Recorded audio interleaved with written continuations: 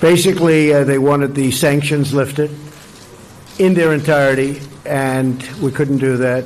Does he seem willing ultimately Totally. to take all of that out? Sure, totally. He does. He just wants all the sanctions off first. He would do that, but he wants the sanctions for that. And as you know, there's plenty left after that. Because there are other things that you haven't talked about, that you haven't written about, that we found. I think they were surprised that we knew. Always have to be prepared to walk. 예, 협상 테이블에서는 지금 어떤 일이 있었던 걸까요? 그러니까 북한도 놀랬을 만한 뭔가를 발견했다, 뭐 이렇게 얘기하는데 과연 저걸 정말로 몰랐다고 볼 수 있을까요? 네, 저는 그렇게 보지 않고요. 예. 지금 트럼프가랑 그다음에 폼페오가 얘기한 것 속에서 가장 큰 게 핵 리스트 신고에서 결정적으로 지금 결렬이 된, 그러니까 대북 제재와 를 직접 미국은 돈을 대겠다는 뜻은 애초에 없었어요. 예. 한국이나 아니면 주변국, 중국 이런 데서 돈을 대북 지원을 하는 거에 대해서 용납하겠다 정도의 보따리를 갖고 온 거고. 네. 근데 요구한 건, 미국이 지금 요구한 건 핵리스트 신고라는 건데, 네. 핵리스트 신고라는 게 어떤 거냐면 북한 입장에서는 예. 너가 갖고 있는 재산을 다 까봐라. 다 까고 그거에 대해서 다 하나하나 우리가 점검해 보겠다. 그러니까 우리가 국정감사를 하겠다.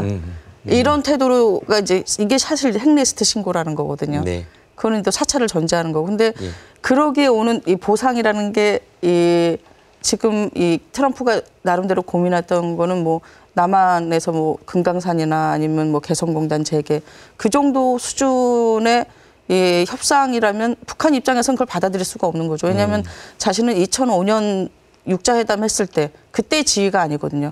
예. 국가적인 지위가 이미 실질적인 핵국가로 올라섰고 네.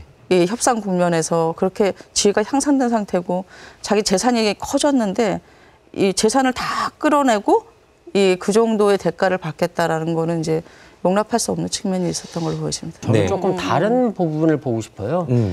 트럼프 대통령이 아까 질문을 한 거에 대한 답변이 기본적으로 북한은 제재를 전체적으로 해제해 줄 것을 원했다. 네. 이 부분 때문에 이번에 깨졌다. 이런 식으로 설명을 했는데 네.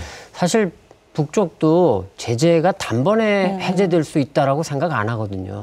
북쪽이 요구하는 건 동시적이고 단계적으로 이런 걸 해나가자라는 건데 그거는 우리도 이렇게 비핵화를 이렇게 맞출 테니까 너네도 상응 조치를 이렇게 맞춰라 이런 얘기란 말이에요. 예. 그런데 마치 트럼프 대통령, 저는 이걸 트럼프 미스테리라고 보고 싶은데 제 말씀은 지금 트럼프 대통령이 이번 회담이 안 됐다라고 말한 명분이 조금 묘하다는 거예요. 묘하다는 거예요. 그러니까 북쪽이 제재의 완전한 해제를 요구했기 때문에 비핵화는 제대로 할 생각을 안 하고 완전한 제재를 요구했기 때문에 이번에 판이 깨졌다라고 지금 말을 한 거거든요. 네. 거기에 덧붙여서 이제 한 지역을 우리는 비핵화하라고 요구를 했는데 북쪽이 이걸 받아들이지 않았다 이런 얘기인데 트럼프 대통령이 그거를 그냥 하나의 명분으로 삼아서 이번 회담을 더 이상 진행을 안 시킨 게 아닐까라는 게 제 생각입니다. 이거는 제 해석인데 왜냐하면 이번에 보면은 트럼프 리스크라고 할까? 이 부분이 분명히 부각이 됐어요. 그러니까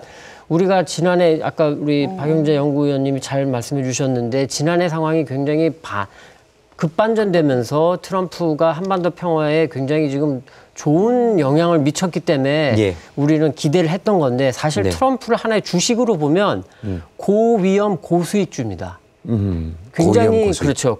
이른바 하이 리스크 하이 리턴 주가 돼가지고 수익이 많이 날 수는 있어요. 제대로만 맞아떨어지면. 그런데 거기에 따르는 위험 부담이 너무 커요. 작년에 고수익을 작년에는 그게 잘 났던 거예요. 그런데 이번에 그 위험 부분이 부각이 된 거죠. 노출이 된 거죠. 그 위험 부분이. 그런데 그 위험 부분이 굉장히 좀 불안하다라는 부분이 뭐냐면 트럼프의 개인의 그러니까 우리가 이제 우리 사회에서 지난해부터 갑질 논란이 빌면서 대기업, 특히 재벌 그룹들 오너 리스크 얘기가 나왔잖아요. 마찬가지로 트럼프 리스크가 오늘 조금 부각이 됐다. 이 부분이 조금 그런데 그것도 미국 국내 정치 때문에 이 트럼프 리스크가 더 부각이 돼서 이 고위험 고수익주가 좀 어떻게 될지 좀 굉장히 조심스러워진다. 이런 말씀을 좀 하고 싶습니다. 그러니까 지금까지 우리 언론에서 얘기하거나 여러 가지 정세 분석을 할 때 둘이 내놓은 카드가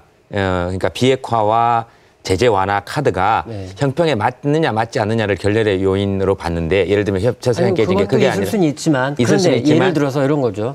자, 3,800km를 좀 평양에서 기차 타고 네. 왔어요. 네. 그리고 트럼프 대통령도 비행기 타고 대서양 건너서 왔습니다. 네. 실무 협상에서 어디까지 진전이 돼 있다는 건 다 보고 받았을 거고 뭐가 네. 쟁점이라는 것도 알 거고 두 정상이 왔을 때는 상식적으로 우리가 쉽게 생각하면 뭐 실무 협상에서 한 70% 됐으면 뭐 우리가 좀 더 해가지고 80, 90까지 끌어올리면 좋고 뭐 안 되면 뭐 70, 정 안 돼도 60 정도에서 끝냅시다라는 생각을 갖고 왔을 거다라는 거죠. 네. 이번에 이 판을 이렇게 헝클어뜨릴 생각은 없었을 거다 적어도. 그런데 고위험 그 요인 중에 하나인 미국 국내 정치가 묘하게 아주 뒤틀린 거죠. 트럼프 입장에서는. 네. 그렇기 때문에 여기서 더 이상 뭔가 김정은 위원장과 뭔가 해가지고 수익을 내려면 너무 위험 부담이 크다라고 본인도 봤을 것 같아요. 네, 알겠습니다. 그런 분석도 있습니다.